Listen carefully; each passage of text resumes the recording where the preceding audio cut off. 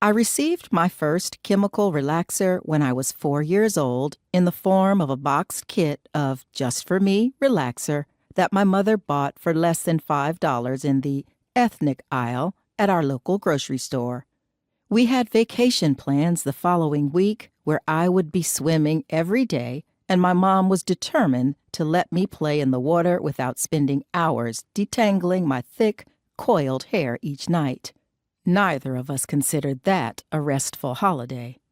And so, with hands covered in translucent, disposable plastic gloves, always threatening to rip at the seams, she parted my hair in quarters. My forehead was thick with shine from the petroleum jelly that came with the kit, meant to prevent chemical burns. For the next 15 years, I regularly relaxed my hair to keep up with my virgin new growth, which would form a fluffy halo at my scalp, letting me know that it was time for my next treatment. During elementary school, my mom would braid my permed and hot-combed hair into neat cornrows, securing the ends with colorful plastic beads or bend and snap barrettes from the beauty supply store. Despite the heat and the chemicals, I thought of hair not as a burden, but as a joy. It was a way for my mom and I to connect. I'd get her undivided attention for hours at a time on wash days, and on weekends, I'd spend an hour orbiting her, trying out new styles and testing my creativity. Sometimes she'd even trust me with the scissors. As the only black girl in my class, I was on my own when classmates got curious about my hair.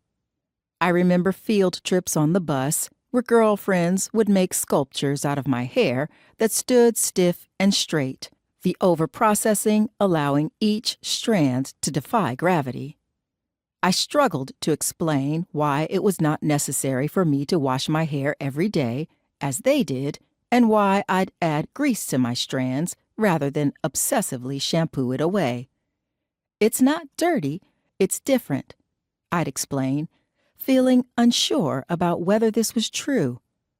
Fortunately for me, my mom, like many black parents raising children in predominantly white suburbs, was the queen of organizing everyday acts of resistance. She arranged to braid and bead 2 of my white kindergarten friends' hair as a form of cultural exchange. I remember feeling special when the braids slipped out of their silky hair overnight, but mine stayed in for the next 3 weeks.